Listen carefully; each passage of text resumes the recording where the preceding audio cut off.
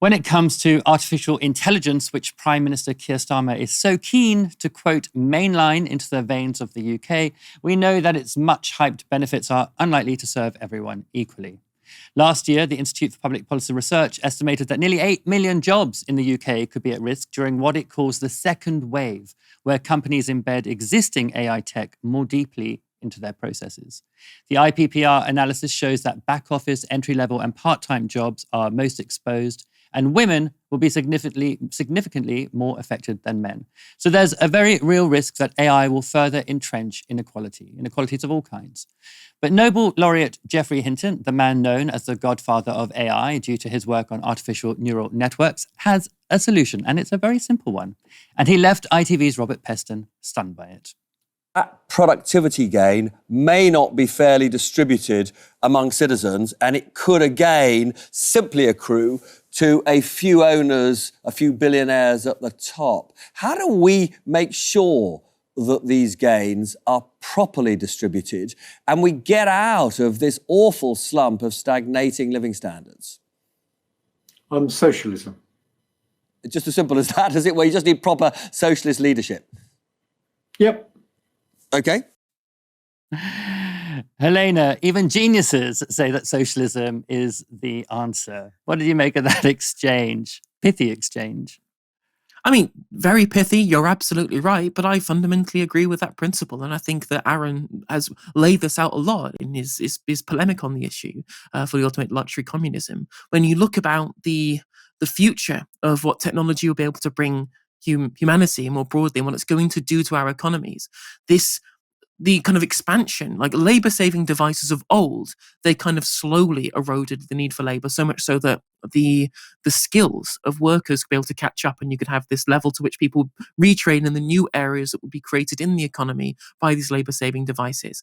But when you look at what the labor-saving device of AI is going to be, when you look at the absolute it's going to subsume. Like, AI is going to subsume so many different parts of our economy, so many different aspects of our labor force. It's going to be impossible to, so in such a short space of time, be able to find these people new jobs. Of course, what does labor-saving devices do broadly? It reduces the labor cost and also increases productivity. But without the people being paid the wages that are necessary to be able to consume those products, the rate of profit is going to fall from there. And therefore, capitalism will be unsustainable within that mode of production. For example, you look at the levels of automation. Well, I think it's some crazy number. Like, there's millions and millions of haulage drivers in America. It's a huge part of the way in which their economy functions. If there was a self-driving car that was able to replace them overnight, how do you find these people new jobs? It's going to be, if it happens slowly, that isn't a problem. If it happens quickly, that is a real test of the capitalist system more broadly. And even if the system itself survives, what are you left with?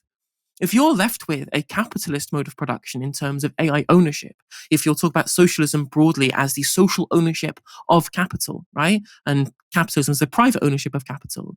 If the people who own the AI infrastructure are the ones who are reaping the gains of that productivity, if all of that productivity is being siphoned into the hands of a very few people, we will get the future that Gary Stevenson has been warning us of, where we refuse to be able to redistribute away from the super rich, where they will control everything and everyone will be entirely subservient to those who own the broad majority of where our economy is then focused. Whereas, if we have social ownership of the capital that goes into these labor-saving devices, that goes into the broader spectrum of the inventory that is going to lead to these massive increases in productivity, all of those gains can be shared amongst us. We can finally be looking at what we were told 60, 50 years ago would happen by increases in technology. It would lead to shorter work weeks. It would lead to better quality of life for everybody. And that's what's important. If we socialize all of these productivity gains and spread them to everybody, that means all of that labor saving isn't going into the profits of the few. It is going to reduce the burden on that of the many. And this will not only make sure that we're more prosperous, that we're more abundant in the future, but also we'll all be leading better and more fulfilling lives as well. It just matters who owns those productivity gains. And at the moment, all I'm seeing is the former and far more dystopian world that is being created by AI.